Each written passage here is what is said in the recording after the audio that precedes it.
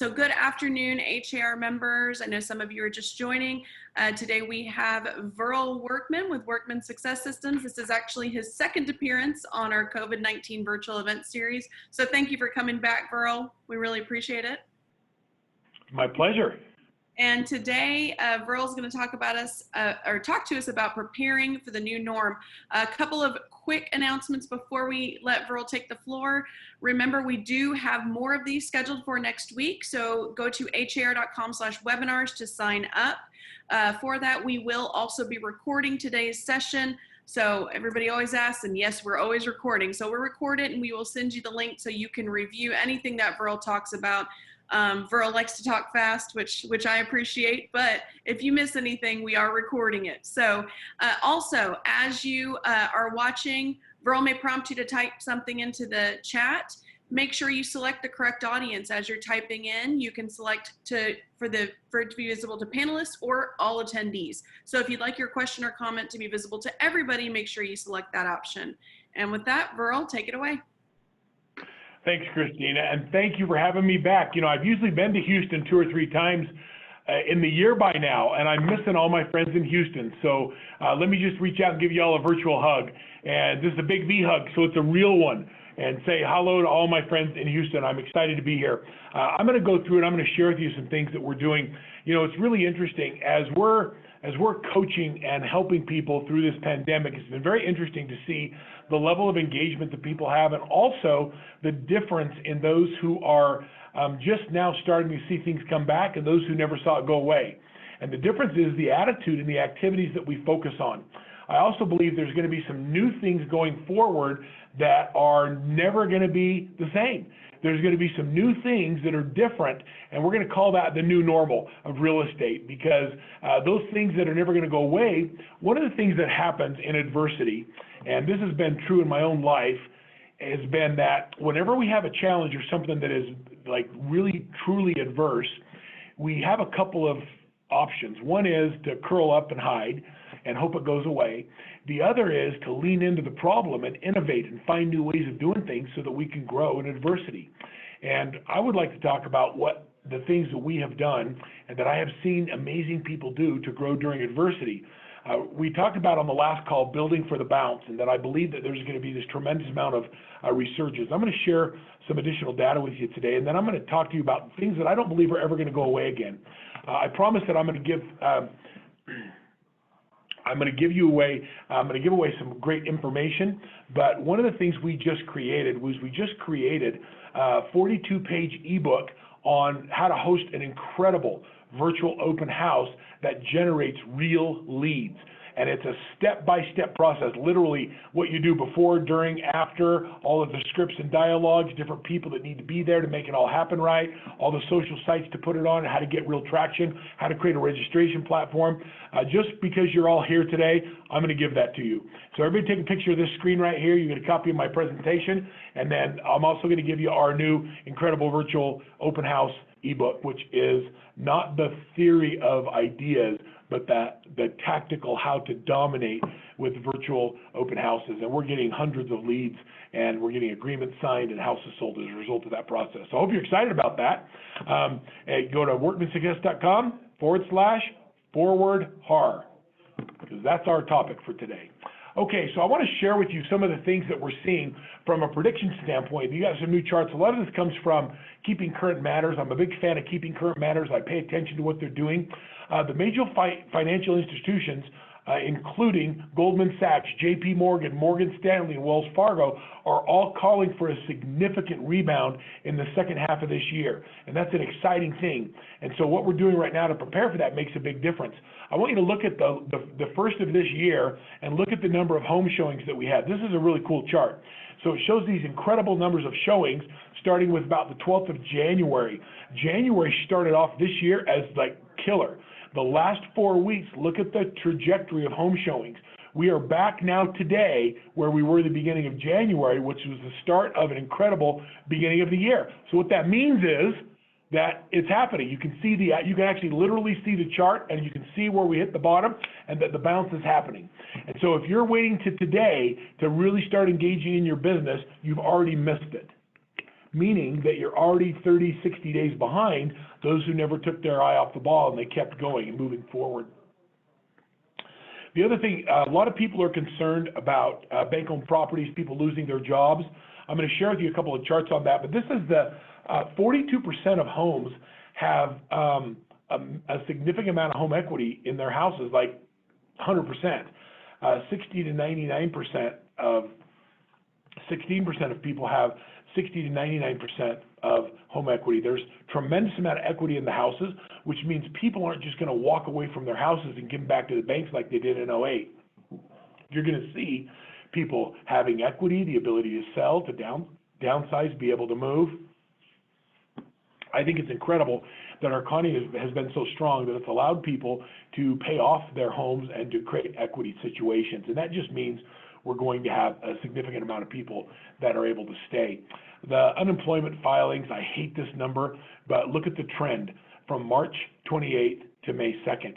And so we saw another trend today. The last week was 2 million.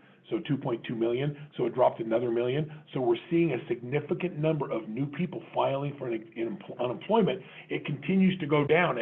That means that we're headed the right direction. So there's all these great indicators letting us know we're headed the right direction. This is a really important graph to look at. I want you to look at this. This is a breakdown as of May 8th that shows where unemployment is. Who are the unemployed? 37.6% of them, look where they are. Look at the industry. It's servers and bartenders. Are they starting to come back? I'm starting to see them come back. My wife and I actually went out and sat down in a restaurant last night. We haven't done that. Like, it's been forever. And we are eat out professionals. And so it was cool to actually go, and I felt my heart was sad because it was so empty. And I thought, we got to get back and support these people so they can stay in business. Retail, temporary services, doctor's offices, a lot of these first several of the segments are going to come back in a big way, and it's important to know that they're there. Look at this one right here. I heard this morning on the news as well, and they talked about 90% of the people that are unemployed right now believe their unemployment is temporary, meaning that they believe they're going to get their jobs back and that things are going to start up and they're going to get back to work. If we are behaving like this is all going to go to crap and no one's going to get their jobs back and we're not going to sell any houses, then we're going to have a significant loss of significant loss of opportunity. Right now, people are buying and selling. Like, there are huge numbers. If I were to ask Christine to pull up the HAR stats to show how many houses went on the market, how many went under contract, how many went pending, the numbers are staggering. People are moving. And if you're not doing any real estate individually, it's not because the market isn't happening, it's because you're not happening. And so you have to change your behavior if you want to be able to participate in what we call the river of real estate. I'm going to share this. I've been playing with this concept a little bit. I'll share this with you in a little greater detail. People move regardless of their realtor. So Christina, I know you don't believe this, but all the years, and as good as I am in real estate, I have never had a client move because of me. They don't move because their realtor's good. They move because of the life events that occur with them. They get a new job, they lose their job, they get divorced, they get married, their kids move in, their kids move out, they lose a loved one, they adopt children, they become empty nesters, they retire, they relocate. There's all of these life events that occur that put people into the river of real estate. And this river flows, and it flows regardless of you. Meaning, like, I love you, but I'm telling you that the same number of people are going to buy and sell houses whether or not you have your license. We are not a factor in whether or not people move. And so what that means is we have to put ourselves in a position that we become expert advisors at the moment that life event occurs that causes them to get in the river of real estate. We have to position ourselves with multiple lines in the water so that when that river flows by us, we at least have an opportunity to share the services we provide. We have a lot of agents that are standing on the banks of the river of real estate and they don't have any lines in the water, and they're wondering why no one's using them. Well, it's because you're not prospecting. It's because you're not offering value. It's because we're not doing things that elevate the relationship we have with people, and we're not at the front of their mind. COVID happened and we all backed away. We didn't call anybody. Well, on the last call, I talked about leaning in and calling people and seeing how they were doing. I used the term serve regardless of opportunity. Those who serve regardless of the opportunity find themselves at multiple places along the river of real estate. I had a lady one time, she was a neighbor who lost her husband. He actually fell off a golf cart, hit his head on a rock and died. Like, how random is that? And went over to list her house, and I sat down with her, and I talked about her situation, and she told me that she had a big tax debt of $100,000, and all she had was what was in her house. And after he had passed, he was actually a real estate instructor at the real estate school. And so I called the IRS on her behalf, and we had a conversation, and we discussed the options of how that could be forgiven because it was his debt. And they told me if I went through this process and over a 12-month period did these things, that could be forgiven. So rather than listing her house, which would have been the right thing for me, what I did is I put her in a position where we put a tenant in her home for a year, we managed the property and helped her, and then a year later sold her house and got her the full equity out without having to pay off that tax liability. I had the mentality that I wanted to serve rather than sell. I probably needed the money at the time, but I didn't behave as if I was a factor in the transaction. Does that make sense? I want to do the thing that's the best thing for that widow at that moment, regardless of whether or not I get paid. When you serve, regardless of opportunity, what happens is it creates tremendous other opportunities. I don't know how many houses we've sold with her family, but I promise you, all of her daughters and son-in-laws and everyone related to that family will never use anybody else because of the service that happened by me keeping my line in when that life event occurred. I didn't make it happen, but I was there when the life event happened. And so I want you to think about how you can do it. You know, during this pandemic, there's been some things that have been really difficult, and there's been other things that have become easier as the result of the pandemic. Can any of you think of things that have become easier to you? Like, what's been easier as a result of the pandemic? What's the upside? Go into your chat box. Let's type some things in. Christina, what's been easier for you? My commute. Right, especially in Houston. No commute time. Your commute, which means you can do one of two things: work more hours or spend more time with the family. I found myself working more. Edward says, it's been so much easier to decide what to wear. Edward, if you're like me, all you have to do is figure out what you have to wear from the waist up. We got to look good on Zoom from the waist up. Everything else is free game. Communication and learning online, Christy says, yeah, I mean, we have poured into education. Our online training has gone crazy. Oh, come on, Terry. It's been easier to keep up with your diet. I think the COVID-19 is the 19 pounds I've gained since I've been on home arrest. No, Terry's lost over 20 pounds. Good for you, Terry. Congratulations. Lisa says being able to attend more networking events during Zoom. I love that. Learning online, education and meetings. All right, so you're all doing personal stuff, which I think is interesting. How many of you found real estate things to be easier? What's been easier with real estate? That's an interesting one. Virtual open houses, getting designations in learning, virtual showings. I think that there has been a tremendous uptick in our ability to show one house to many people without ever leaving our home. When I think about the amount of time it takes to drive buyers around in traffic and go show homes, you know, you spend 20 hours working with one buyer, and then by the time you make an offer on the second home you looked at because the other 18 didn't fit, they have 12 offers on it, and you're not even in the game. What's happened today in areas, especially where we have limited inventory, I know a lot of your markets are like that, we're able to go in virtually, do complete virtual showings of the property, make offers on the home. And we do contingent upon inspections and the things that we have to do when we do a physical viewing of the property. We're able to get under contract faster and easier without getting in our cars and driving around. So we've reduced the number of hours spent showing homes. I think that's an incredible thing. And I believe that this is one of the things by the great agents that's not going to go away. Our great buyers agents are going to go from doing 2 to 3 transactions a month to 3 to 5 transactions a month because they're going to spend less time driving people around. Let's go through. I mean, Christina, how great would this be? You and your husband want to look at houses. I'm going to get you on a phone call, and we're going to go into Zoom, and we're going to go look at 20 houses virtually today. The 2 that you really love are the 2 we're going to go visit, and then of those 2, you can pick which one you want to make an offer on. So I can spend an hour with you looking at 20 houses, and then I can spend an hour with you showing you 2 and get you under contract. I mean, like, that's leverage. And so, I mean, are you okay with that as a buyer? Would you be okay with that? Yeah, it sounds great. Yeah, but that's what people are saying. So we're finding that the consumer has been trained during the pandemic to be comfortable in a virtual environment, where before you were an outlier, someone providing a service that not everybody did.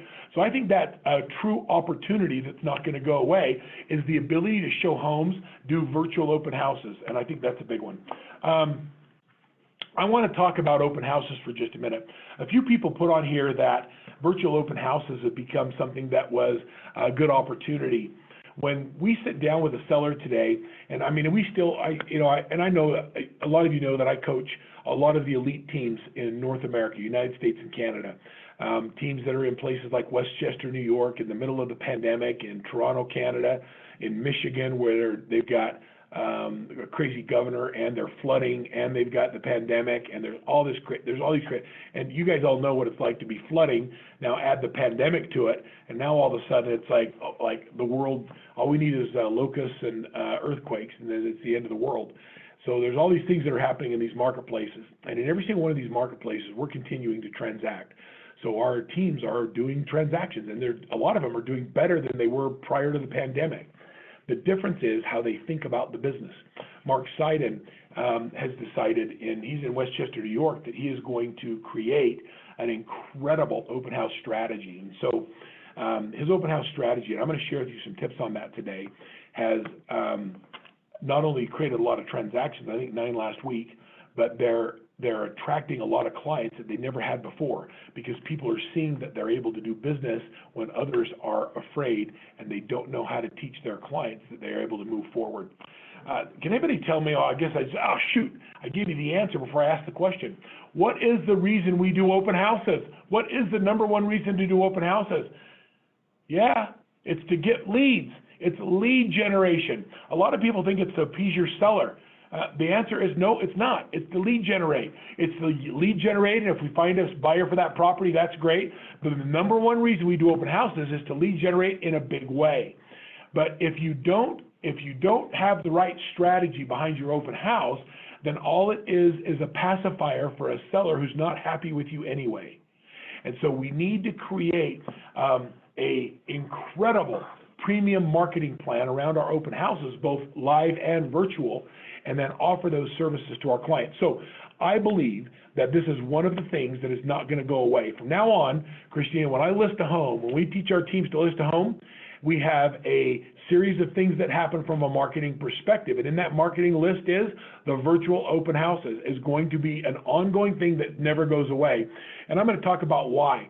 There's some significant advantages to virtual open houses. The first one is it creates this massive amount of scale. And so when I do a virtual open house, I can do 10 or 11 of them in a week.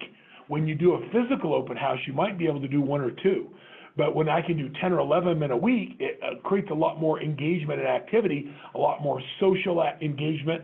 The second thing, it gives us a lot more exposure of the property, and because we get a lot more people looking at it, both online and offline, and then of course it becomes reusable. We can use it over and over and over again.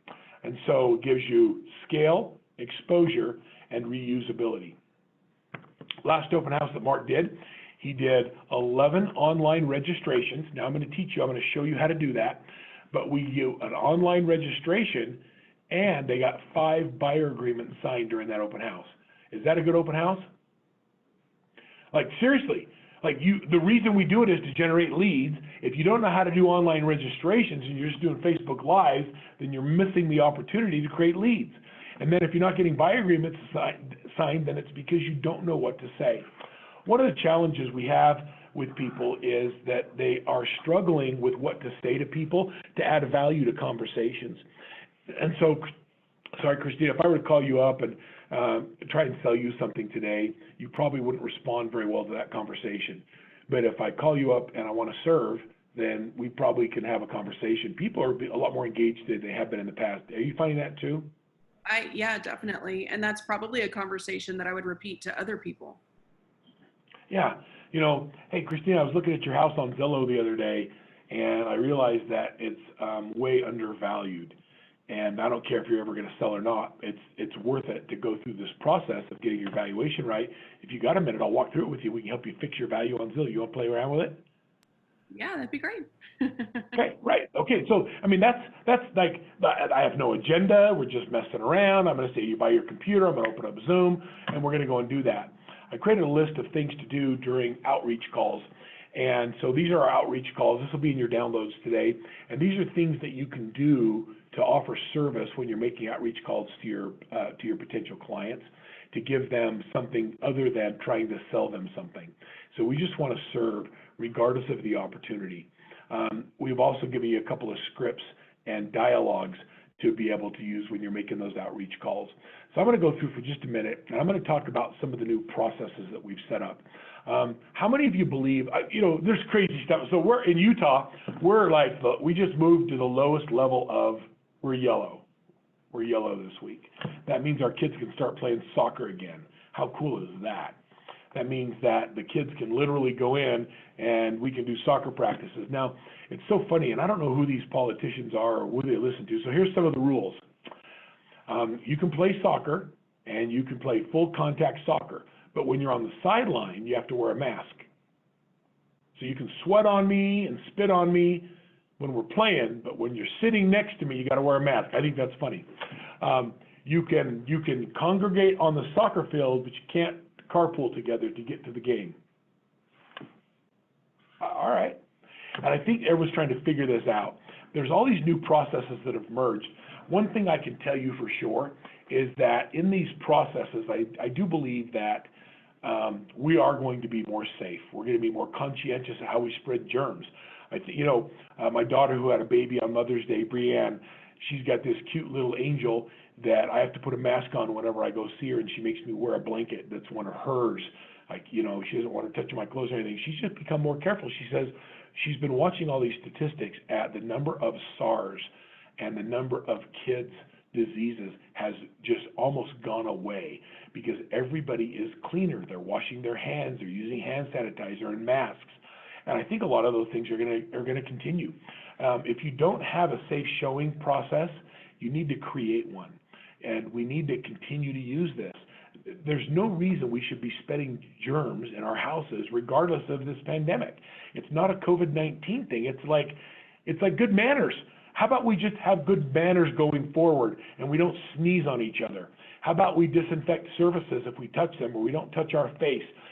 We go through and we actually go through this process of making things better when we leave than they were when we came in. And if we treated every home that way, I think that our sellers would appreciate it and our buyers would appreciate it. If we want to do a better job of getting more people back in the river of real estate that are on the banks and they're waiting to go in because of their life events, then we have to let them know we have a process in place for keeping them safe. And so I think this is a new normal. I don't think this is going to go away. I think from now on, we're going to be safe when we do showings. I think that it's going to be weird. I'm a hugger. I just don't think we're going to continue doing that. I don't think I'm going to hug everybody anymore. I'm going to miss that. So we're going to elbow bump. We're going to find new ways of connecting and being able to connect, and it's okay because it's not worth spreading a germ. I'd like to go through, how many of you guys would like to go through like the details the 3 stages of a virtual open house and have me really show you how to do it right and put it on steroids? You guys up for that? Who's in? Okay, Christy's in. Bernadette says, oh, all right, okay, I'll stay. Rita says yes. Well, if Rita says yes, then we'll do something else. I think the last time you were on, Verl, Taki and his team were working on our virtual open house program, and it is up and running. It's going great. See, I love that. I love that. All right, so I'm going to give you 3 phases of a virtual open house, and I'm going to take you through the process of how we really do it right, before, during, and after. How do you get ready for it? What do you do during the open house? Whose role is to do what? and then how do we follow up afterwards, making sure that we get those buyer agreements signed. So before the open house, let's just start with the before phase, and this is where you actually think about it. You know, the difference between average and exceptional often comes down to strategy, and it's the strategy that you go through when you do anything. And if I can get you to think strategically, and I always start with the end in mind. What's the purpose? Get leads. Okay, if the purpose is to get leads, how are we going to do it? So how are the things that we demonstrate? What do we do during this open house, and how are we going to get there? So here's what you need to get started. You need your smartphone. It's always better if you have a phone stabilizer. They're about, $119. A company like Osmo Mobile, OSMO Mobile. You could get a 360 camera like a Theta camera. Those are not expensive. You need a monopod for it. They're $50 to $100. You want to have a good microphone. So one of the reasons people don't stay engaged in video or in Zoom meetings is because the audio sucks. And so when you're doing a virtual open house, if you're using your phone that's being out here on a stick and the audio is coming from your mouth to your phone and it's pointed away from you, that microphone doesn't pick it up very well. And so the audio is not clear. So it's really important that you get a mic or a wireless mic that you're able to plug on that picks up your audio and gives them crystal clear audio while you're doing the virtual open house. This is really important. And then you want to have some kind of a video editing software. You can use iMovie that's free on your iPhones or your Macs. The other thing is you can get like ScreenFlow for video editing. Christina says if you miss anything, all of this suggested equipment can be found on har.com/virtual. So good for you for having those resources that are there. Okay, the next thing you have to do is in Zoom, you can set up Zoom registration. And so when you go into your Zoom and you're going to set up a virtual open house, we require people to register before getting access to the Zoom. That way I can get their name and their email address and their contact information, and I can follow up. If you don't have registration, you don't have an open house. You're just pretending. And so if you want to do lead generation, you have to turn on Zoom registration. And so this is a screenshot of what that looks like. It's really easy to do. Now let's go into and talk a little bit about what happens during the open house itself. During the open house itself, you can see this is a picture on the Osmo as you're walking up to the open house. I like to create an emotional experience as I walk people through a home. It's not just about pointing out features. You know, people have to visualize what it's going to be like when they move into this home. And so I want them to visualize it. And so I try and give them that experience. If they were walking up to the home, what would that look like? You know, what's the feeling you get when you approach the front door and you're standing here, you see the rocking chairs, and it's well landscaped, and you walk in, and that first impression that happens when you open the door, you take them to that property. Some of the open house visuals you need to have prepared in advance are, you want to create a flyer of the open house. You want to have a floor plan of the property. Now, what we do with a floor plan is not to show on the open house necessarily, but what we do is we write down the things that we're going to mention or describe during the open house. And so we go through each of the rooms and we have like a cheat sheet of what we're going to be talking about during that open house process. Okay? And then, of course, you have the MLS sheet that's all the details for when people ask you questions.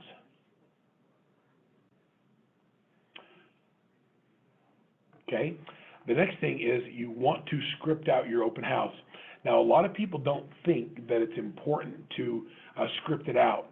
But if you tell too much information and you show too much, then you don't have any reason for people to engage with you. And so we go through the process of creating scripts. What does the buyer agent do? What happens when somebody asks questions? What does the showing partner do? We give them scripts for every position who's going to be monitoring during that open house.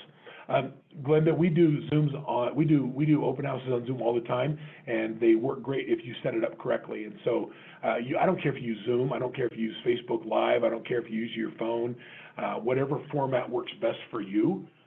Zoom is just simple, and most people, because of the pandemic, have become Zoom experts, and it's comfortable for a lot of the consumers to use it, and that's why we use the platform.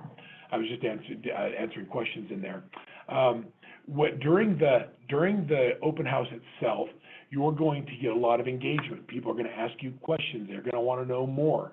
And so what we like to do is we don't want to distract the presenter from answering questions.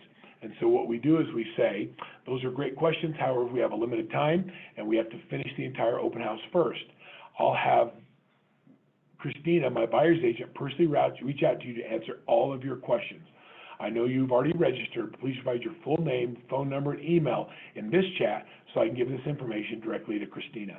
So using that script when people ask questions, it's easy to answer the questions. Don't answer the questions, use the script, because we're trying to create what? Leads. It's all about lead generation, and so follow-up, okay? As the open house wraps it up, and then afterwards, then we go and we repost it on our Facebook Lives. We repost it in different places. We let people know that this was live, and it goes everywhere. You can use, I just drew a blank on my technology. You can use the social media syndication software that puts in all your different social sites. You don't have to go in and do it manually on each one. It'll go on Instagram, Facebook, LinkedIn, Twitter. You can do all of those. Make sure it goes everywhere. The next thing that we do during the open house process, and I give you all of this, by the way, is we create open house synopsis. We want to know who came through with agents, who came through without agents. Are they an A buyer, a B, or a C? How did they hear about the open house? Was it on the HAR virtual open house link? Did they hear about it on Realtor.com? Did they see it on your company's website? So we want to know how they heard about it, whether or not they have an agent, and then who that lead was given to. When you look at this is a real one, by the way, in New York. When you look at this, I mean, it's true, it's legit that we're getting real people that are registering, that are giving you all their contact information, that are moving, and it tells you who they're working with, and it gives us the notes whether they have agents or not. After each open house, it's really important that we keep our sellers informed of what's going on. And so we created an open house seller summary that shows, and we'd use this both virtually and when we do them live. So after every open house, when was the open house, what day, what time was it at, how many visitors do we have come through, how many guests did we have come through, how many had agents, how many without agents, and then we give this every time we have the open house go open back to the seller. So why do we do that? Anybody have a thought on why we keep the seller informed of what's going on? Is it so we justify our commission? I appreciate you answering the questions, Christina. So the reason we do it is because we want to stay at the front of the mind during the process, and we keep them in the loop. The reasons that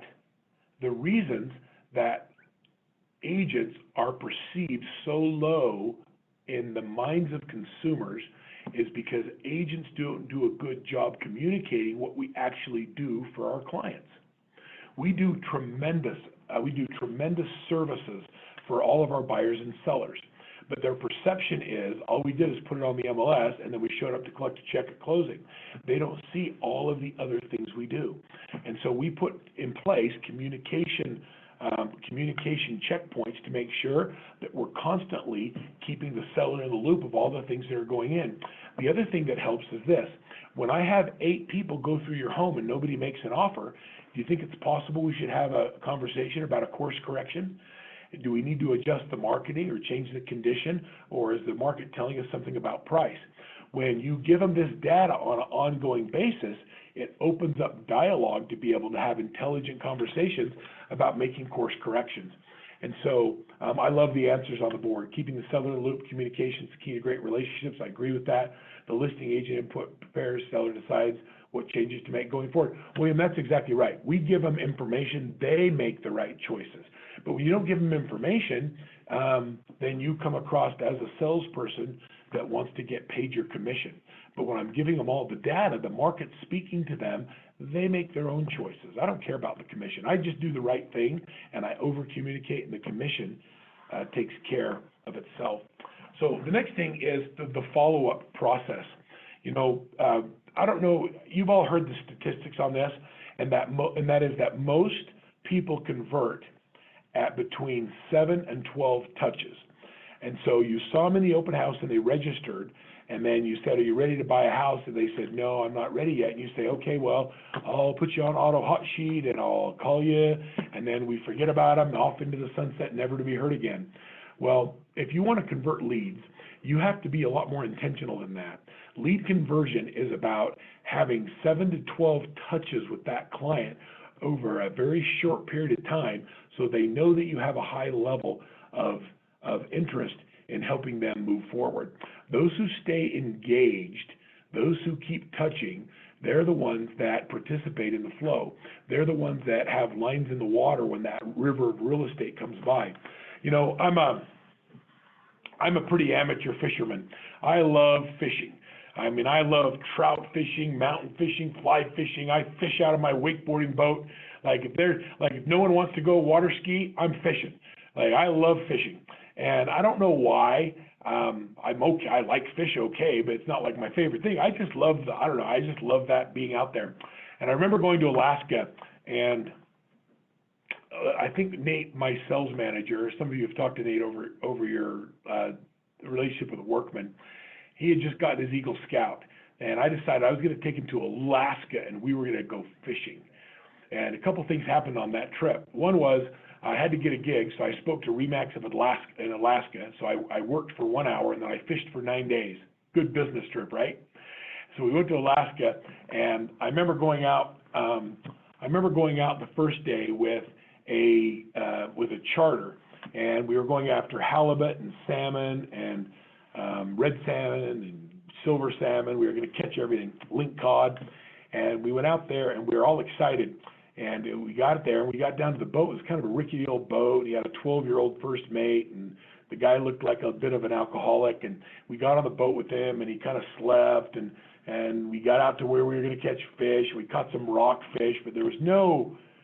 I mean, it was really disappointing. And there were these other boats that went zooming past us, and they had saltwater safari on the side of their boat. And then we came back to the dock, and we had our 3 or 4 little fish, and they were hanging their salmon up on these big boards, and people were taking pictures of them, and they had a big link cod. It was taller than me.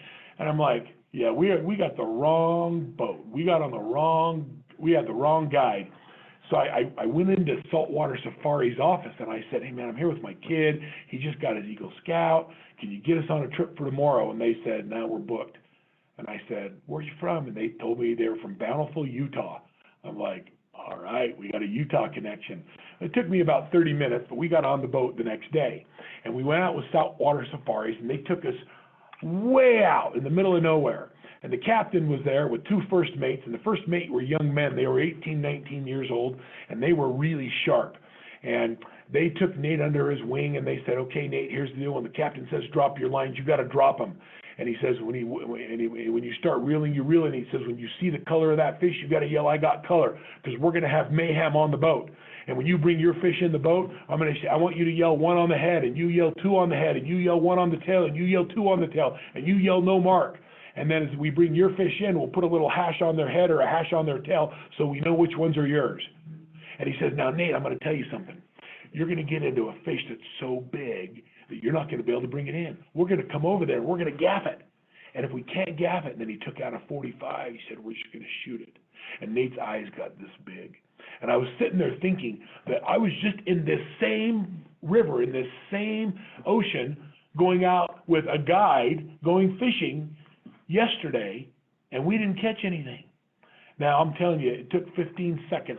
He got out to the spot, and he said, drop them. And we dropped the lines, and all of a sudden it was fish on, fish on, fish on. There was literally mayhem on the boat. Fish were coming in the boat, 1 on the head, 2 on the tail. Nate was catching fish. He was catching my fish. He caught so many fish, he limited out on every species of fish he could get a limit on. Then he got done. We got into sharks, and sharks started surrounding the boat, and his job was to bring the sharks in, get them off the lines, back over the side. It was an incredible thing. The difference is that I got a coach that had been in these waters before, that knew what they were doing, that was able to put us on the spot where the fish were, and then we had to get the lines in the water. The river of real estate is flowing, guys. It is like crazy going, and we're standing on the sidelines with guides that don't know what they're doing, that aren't telling us when to put them in or how to put them in, and they're not putting us in the right spots. And so I need you to think differently about your real estate business and who you're getting your advice from.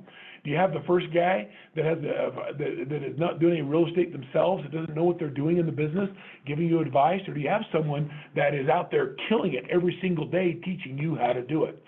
I was talking to, I had a Houston, one of my favorite Houston agents and coaching clients, and you've seen her on different calls with me before, is Christy Buck. She runs a team out in Friendswood. And this is Christy Buck's team right here. Christy Buck was with me on a Facebook Live yesterday. Christy had a better April this year than she did April last year. Well, how's that possible in the middle of a pandemic, right? How is that possible? Well, it's possible because this is the sheet she sent out to all of her team members that said, okay, guys, some of you are afraid of going out. Some of you want to you have people at risk. I want to honor that. If you don't want to show a house, somebody else on the team will. If you don't want to list a house, somebody else on the team will. But every day, I'm going to give you a challenge. And my challenge is to have accountability and to choose to do things every day that will keep you active in real estate. Here's your challenge. This is it. I'm giving you this. I want you to look at this. Every night, all of her agents had to send her a text. Did you reach out and send 20 texts for the day? Did you touch your top 50 on Facebook? Did you send out note cards? If yes, how many? How many hours did you actually prospect? Who did you prospect? Did you work hot sheets in your Boomtown platform? Did you work your hots? Did you work whatever lead week it is? A leads we have appointments with, B leads we work on the 1st and the 15th, C leads we work on the week of the 8th. Did you get a builder inventory and did you send it out to your hots and nurtures? Did you update your top 50 spreadsheet? Did you do a live today on a listing? Did you do a live listing presentation or a live buyer presentation? And every single night, her agents that chose accountability would send that message in with the answers to all of these questions. And what happened as a result is there was this incredible amount of business that happened. I just looked at Christy's tracker. She has 57 pending tractions for June. So 57 in June. Is that a good month, Christine? Is that pretty good? Right? Other people are like standing on the side of the river wondering if they're going to have some of these people jump in their boat. But you got to get your line in the water. And so I believe that there's going to be some things that are never going to go away in this thing. Number one is that we were doing accountability before the pandemic. We did accountability during the pandemic. We prospected before. We prospected during. Those who stay engaged continue to grow. Those who pulled back, then they're trying to figure out how to be successful today.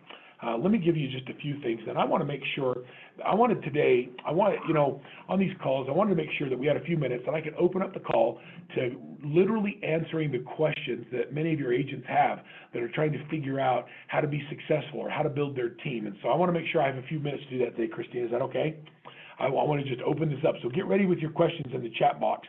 And you can start thinking of questions for Verl and type it in right now. This is going to be your free coaching with Verl to ask me anything. Reaching out and staying at the top of the mind of our people, I don't believe that's ever going to go away. And so make sure right there, that's what you do. We reach out and we stay at the top of the mind. Virtual open houses as part of our premium marketing strategy, I do not believe are ever going to go away. So let's have a virtual open house strategy and let's make it better than anybody else's. Let's dominate with it. Download that document that I gave you. And then virtual showings, I believe, are the next incredible piece. Virtual showings are going to eliminate drive time, and they're going to allow buyers to get what they actually want. We're going to be able to make offers faster because of our ability to do virtual showings. And so I want you to get good at it. Don't just pretend, but get really, really good at it. And then coaching and accountability. Your daily success. Okay, that's me on a coaching call with Christy and Samantha. And so coaching and accountability and real direction from someone who knows where to teach you how to fish, and not only show you what bait to use, but put you on top of the fish and then make sure you actually do it. Whether you use me or not is not what's important, but everybody who wants to go to another level should get a coach, and they should find someone who resonates with their core values and their personality type that can give them the systems and the processes to help them be able to grow. And if you don't have that, reach out and get a coach. So I'm going to encourage everybody. And there's I like Brian Buffini. I like Tom Ferry. Mike Ferry is one of the best sales coaches on the planet. I think I'm better than all of them. And so, use Verl, but whoever you choose, find someone who resonates with you. And I think that you're going to find that having somebody that can put you on the fish and really teach you how to do this business right will get you there a lot faster. It completely changes your experience. There's a lot of people who spend their entire life fishing in the old hackety boat that I went on the day one. Day two, I chose that I was not going to allow myself to wallow in mediocrity and that I wanted to have an exceptional experience. There was nothing better than my son calling his mom on the way back saying, "Mom, it was awesome. I outfished everybody." And then I slept all the way back. And as he showed her pictures of this incredible trip. I hope that you'll do the same thing. Make sure that you take a minute and download a copy of the virtual presentation, the virtual open house guide that we created that's 40 pages. It's workmansuccess.com/forward HAR, and that's moving forward. Let me take a second right now, and let's talk about how to get you guys cranking and how I can help you with your business. Okay, so questions real quick. Christina, I can't get to them. They're moving too fast. Christy asked, what is the best way to market right now for a brand new agent just starting out?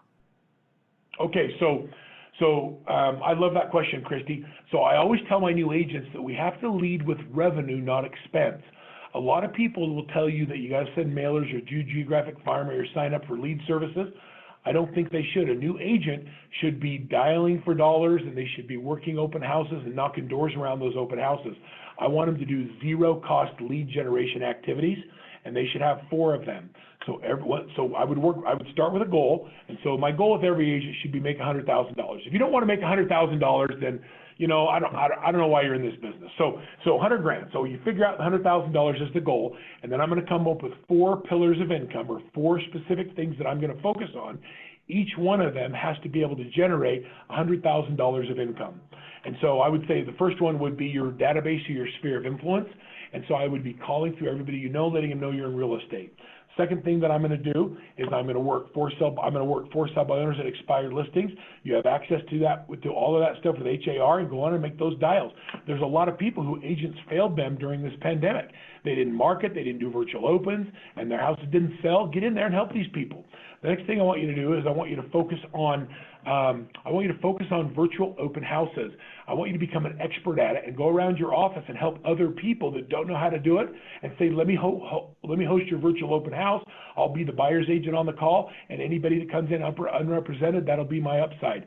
So you give your seller what you need, and I'll get leads as a result of that and pay your referral fee for getting involved. So those would be a few of the just real quick ideas that will help you get to dollars quickly. I want you under contract in 30 days. So if you join one of my teams, we're gonna put you under contract in 30 days. We're gonna have you doing activities every single day that are dollar producing activities. We spend a tremendous amount of time when we are newly licensed getting education. And I believe that there is no better education than the game. So the best way to get good at real estate is get in the game. Is that helpful? Oh, that's helpful. like no bull crap. I'll give you the real answers. Okay, what else you got? Some people thanking you in there, thanking you for the presentation. The tips you gave about the virtual open house, the before, during, and after, is that all in the presentation that they're going to be able to download as well? I'm going to give them this free ebook. It's 42 pages. It's a lot more detail than I even shared. So much. Wonderful. Like it literally has, like, this is what you do on the day of the open house. This is what your assistant does. This is what the buyer's agent does. And we do it before, during, and after. It's broken down into the step-by-step, what to say, how to say it, what to demonstrate. It's literally the manual on how to do it right. That's great. Thank you. You betcha. Good questions today. Okay, how do we get the ebook? When you go to workmansuccess.com/forward HAR, you're going to download a copy of the presentation. It'll come to you as a link in a follow-up email. Did you see the question from Kavita? Same advice applies to an agent who has been gone for a decade? Oh, yes. Welcome back to real estate. Like I love that you took a break. Some of my most successful people are the people that were in business 10 years ago, and they did okay, and then they went to raise their families. They went into corporate America, or whatever happened in your life that created you to move from real estate. You're going to come back into real estate with a lot more maturity than you had 10 or 12 years ago when you were in the business. And so use all of those life experiences to create an unfair competitive advantage. You'll be better today than you were before. And, my advice is get a coach. If you don't have a coach, then get access to a training center. We do just follow my emails, follow us, and you'll get advice and stuff. I think the best thing to do is just to surround yourself with people who are where you want to go. For new agents and people who are coming back to real estate, I would encourage you to get on a team that is producing a lot of real estate, get in the business, and just start doing deals. I would much rather work on a 40 or 50% split and do 5 deals a month than get 100% of zero. And so get in the business and get really good at it. And then most teams create an opportunity that allows you to be able to grow.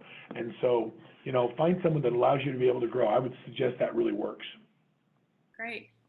William said, in Richmond, Texas, new homes are what's selling and buyers are pricing their pre-existing homes to sell. Is this what you're seeing in your market? So in every market where we have limited inventory, new construction takes off. And so because there's limited inventory, you can buy a new house cheaper than you can buy existing inventory. And so it changes the pricing of the existing inventory. That's what happens with markets, right?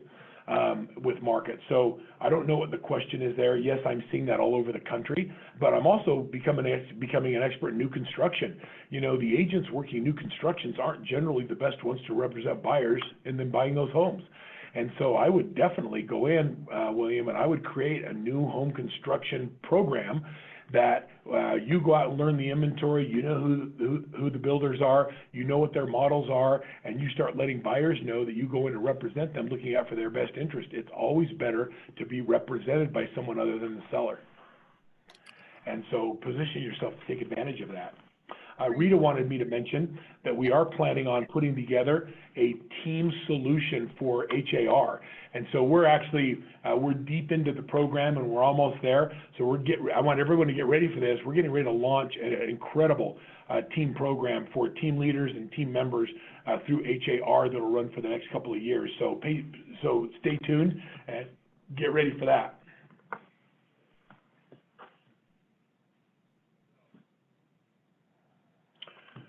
Thank you, Val. I love your energy. Thanks for reaching out. Appreciate that. Good training. Did you get the link? Looks like you're asking questions. Christina, where on his website is the document he's referring to? Can't seem to locate them. It's not on my website. It's on the link in your comments that says workmansuccess.com//HAR. I was going to say something else I heard in that fishing story is not just that you had an expert, but that expert managed your expectations, told you exactly what to expect, and that they were going to help. That's right. You said it. Yeah, that's interesting. I've never thought of that approach, but they absolutely set it up correctly, told us how to behave. He created an environment on the boat. It was really interesting that, if you can imagine everybody shoulder to shoulder around this big boat, and we're all dropping going after halibut. And I mean, these are big fish. It's like pulling a sofa up from the bottom of the ocean. And so you get one on, and the guy next to you get one's on, and the guy on the other side get one on. It's there can be mayhem. And so what he did is he created an environment to be able to prepare us for the scale that was about to happen. And so we talk about this a lot in coaching, is we talk about creating operational excellence that puts your business in a position to be able to handle the scale. And if you don't have operational excellence, then you miss it. So, that's something that you would do with a coach, is we would really spend some time looking at where your business is, looking at your internal systems, getting them all in order so that when we turn this sucker up and we put you on the fish, the scale occurs. And that's how we go from, 20 units to 200 or 300 a year. That's wonderful. We don't seem to have any other questions, Verl. Do you have anything else Awesome. you want? No, just for me, let me just share this with you, and that's a couple of thoughts. Number one is that the river of real estate continues to move regardless of whether or not you're in it. And so I want to encourage you all. I'm looking for a slide here. I want this slide right here. Dang, it was a good one.